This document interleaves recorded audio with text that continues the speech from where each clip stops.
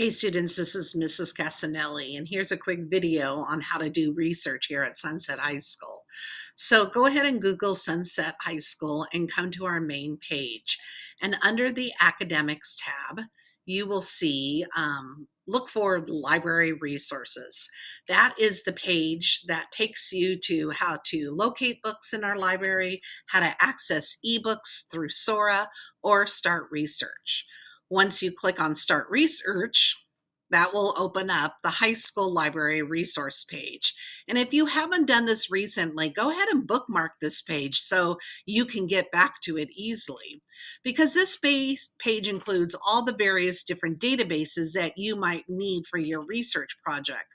A lot of students, when they're first learning about a topic that they're researching, might go to the Gale Virtual Reference Library because it's a bunch of reference books like you would see in a library, encyclopedia books that will give you some good background information.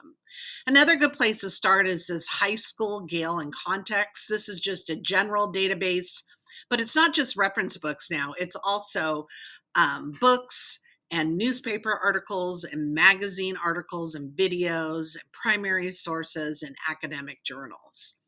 If you're looking for something more specific by a topic, like if you know your research is about health, I might use the health database. If your research is about science or environmental issues, I might use one of these science databases.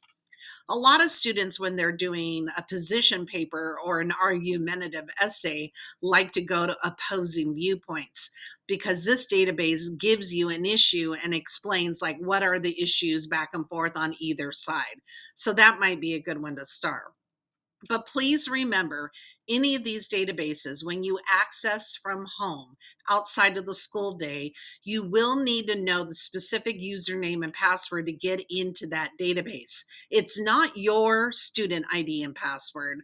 So if you're going to use opposing viewpoints from home, you'll see that the username is Beaverton and the password is Ossless. But let's just take a minute and look at opposing viewpoints because a lot of students do use this for research. When you first open up opposing viewpoints here at school, you won't have to have the username and password. It'll just take you right to the page. You'll notice that a lot of the sources on here have really been up to date. They have information that is currently being published. What's happening in Russia, what's happening with nuclear safety, what's happening with homelessness. If you're kind of still deciding on your topic, or if you just want to look in general, a good place to come is here to this browse issues. So this will give you like 500 of the most commonly researched topics that students use this database for. And if this is the case for you, if you kind of like skim through here, like for me, plastic waste is a big issue that I would like to, argue about. If you pick one of these that have one of the links, a lot of times it will give you a research starter right here. And this research starter is kind of like going to the Gale Virtual Reference Library. It's usually an overview article. Well, what is the issue about plastic waste?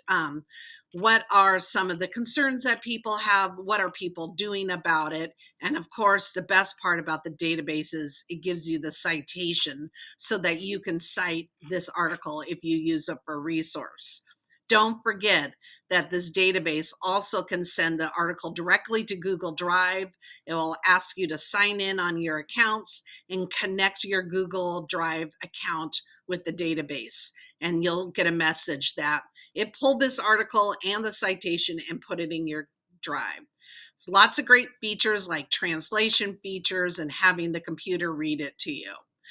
But besides this research starter that opposing viewpoints and many of the other databases give you too, notice that this particular database also has all these other types of sources.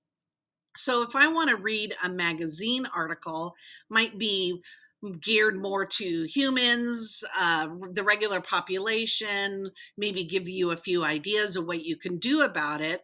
I can search through the 64 magazine articles, but I want to also encourage you to filter your results maybe by a specific subject Like I want to focus on plastics in the ocean or plastic bags, or maybe I want to narrow it down by a specific date, or maybe I just want to look through these 64 articles for a specific topic like let's ban straws.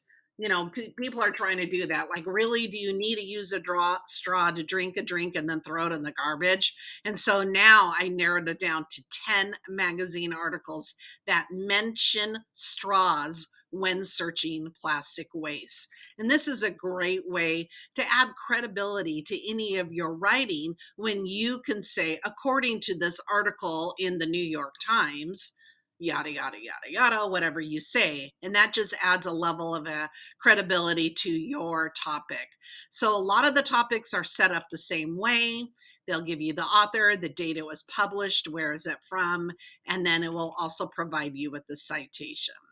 So remember, from the Sunset High School webpage, we went to the library resource page to get to the high school database page with all the different databases that you may use, but don't forget you need to use the passwords when you come from home. Hope that helps. Good luck to you.